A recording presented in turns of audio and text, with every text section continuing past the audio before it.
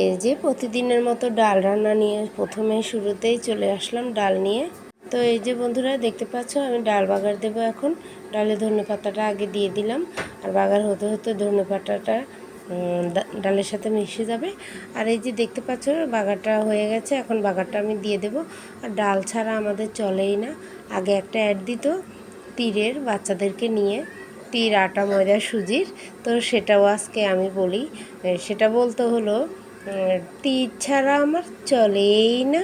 তো এখন আমি বলবো ডাল ছাড়া আমাদের চলেই না। তো কেমন হয়েছে বলো তো বন্ধুরা। আর এখানে রুই মাছ রান্না করব সিম আলু দিয়ে। তো এই যে দেখতে পাচ্ছ জিরা ফোড়নে দিয়ে দিয়েছি। আর আমরা যে কোনো বড় মাছের জিরা ফোড়ন তো দিই, জিরা ফোড়ন, পাঁচফোড়ন ফোড়ন, নতবা কালি জিরা ফোড়ন। আর আজকে সিমগুলো জানো তো আমার বেশ পছন্দ হয়েছে, কালারিং একটু কালচে কালচে কালার, কিন্তু ভালো লাগে। আর একটু বিচিওয়ালা সিম খেতে খুব ভালো লাগে। আর এই যে নাড়াচাড়া করে এদিকে শাক বসিয়ে দিয়েছি, ডাঁটা শাক আনছিল ছোটোটা, তো কেটে কুটে বসিয়ে দিয়েছি। পেঁয়াজ আর কাঁচামরিচ ফালি দিয়ে লবণ দিয়ে দিয়েছি, সাথে সেদ্ধ হোক এই চুলায়। দেখো আমি চুলো না জ্বালিয়ে এই শাকটাকে বসিয়ে রেখেছি। তো এই যে এদিকে আমি লবণ দিয়ে দিয়েছি, এখানে কষানোর মধ্যে একটু হালকা ভাজা দিয়েছি আগে, তারপরে লবণটা দিয়েছি। আর আমার রান্নার পদ্ধতিটা একটু অন্যরকম টাইপেরই, সবসময় আমি এভাবেই রান্না করি। অনেকেই দেখি বেশিরভাগ মানুষেরাই মশলা কষিয়ে তারপরে তরকারি সবজিগুলো দেয়, আমি ঠিক তার উল্টোটা। আমরা আগে তেলের মধ্যে আলু সবজিগুলো দিয়ে দিই, তারপরে একটু ভাজা ভাজা করে সামান্য একটু হালকা ভাজা নাড়াচাড়া করে তারপরে লবণ একে একে সব মশলা দিয়ে বাকি মশলাগুলো অল্প একটু জল দিয়ে কষিয়ে নিই। তারপরে আগে একটু এভাবেই কষাইতে থাকি, তখন দেখি জল নেই, যখন একটু পোড়া পোড়া ভাব হয়ে আসছে তখন একটু জল দিয়ে দিই, যাতে আর একটু ভালোভাবে কষানো যায়।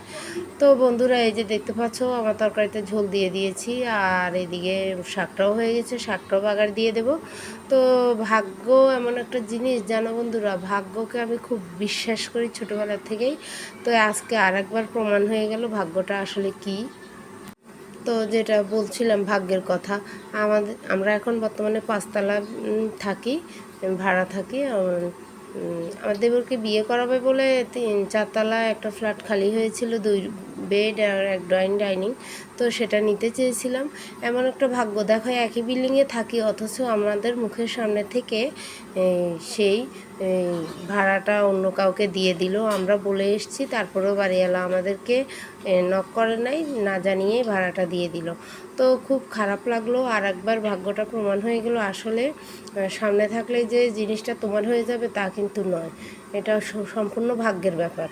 তো ফ্ল্যাটটা পেলাম না, যাক গিয়ে যা করে ভগবান ভালোর জন্যই করে। এখন আর একটা ফ্ল্যাট পেয়েছি, খুব ভালো, এটা একটু ভাড়াটা বেশি, তারপরেও ওটা খুবই সুন্দর, টাইলস করা, আর খুবই সুন্দর বলতে গেলে ওই অ্যাপার্টমেন্ট।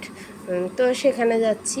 দোয়া করো সবাই আমাদের নতুন বাসার জন্য আর আমার দেবরের নতুন জীবনের জন্য। আজ ভিডিওটা এ পর্যন্ত, আর বেশি বড় করব না, এমনিতে আমার ভিডিও অনেক বড় হয়ে যায়। আর এই আর কি কি বলবো, তরকারি হয়ে গেছে, ধনেপাতা জিরে গুঁড়ো দিয়ে দিলাম, এখন নামিয়ে দেব। বাই বাই বন্ধুরা, ভালো থেকো সবাই। এখানে কই মাছ রান্না করেছি সিম আলু দিয়ে সেম, আর ওই পাশে রুই মাছ আর শাক ডাল। Bye bye, tata.